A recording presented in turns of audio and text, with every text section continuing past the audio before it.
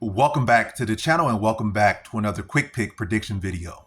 In this video, I'll be predicting the middleweight bout between Jacob Malkoun versus Gerald Meerschaert.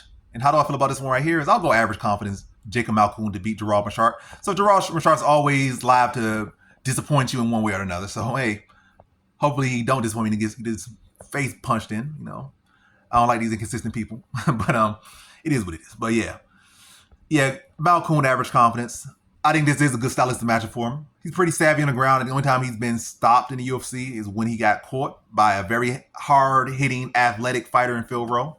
Not Phil Rowe, Phil Halls. I tried to throw my own name in there. Yeah, I knocked him out. Who knocked him out? I did. Phil Rowe did. But I tried to throw myself into the mix. But nah.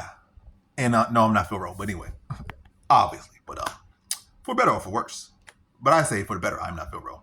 But that's my prerogative. But anyway, yeah, Phil Hall's knocked him out. Athletic, hard-hitting wrestler. Underrated striking skills. Definitely big finishing ability. Meerschaert's not really a great offensive striker, never been a power puncher. He could definitely surprise you on the feet, but he's not really a guy that's going to feel like, oh, that guy hits hard. No, that guy is going to drop you. Like he might catch you off guard with that. But the way Malkoun fights, he'll smother you, be in there. And Meerschaert has good grappling, but Malkoun has very good wrestling, very strong top punches. I don't see him giving up position. I don't see him giving up takedowns to Meerschaert. He has good cardio. I don't see him getting fatigued in this fight. There's always a little puncher's chance there, but I feel like that's where Meerschaert's mainly lies. Like, punch chance that maybe leads to a sub, but I don't really see Malkoun getting tired in this fight. I don't see, I feel like it kind of leads to like a puncher chance and kind of like a slim punch chance, especially when Meerschaert's like pushing 40 now or dang near 40.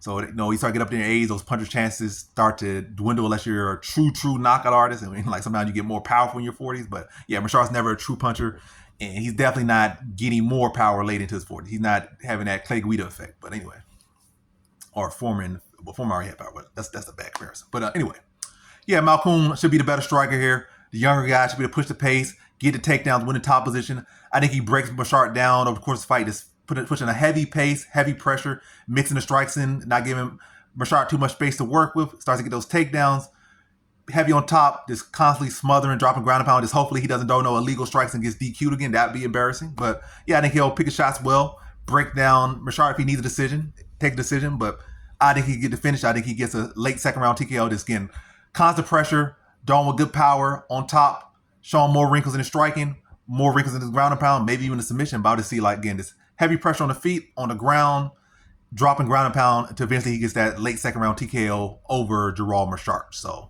in this one, I got Jacob Malkoun via second round TKO.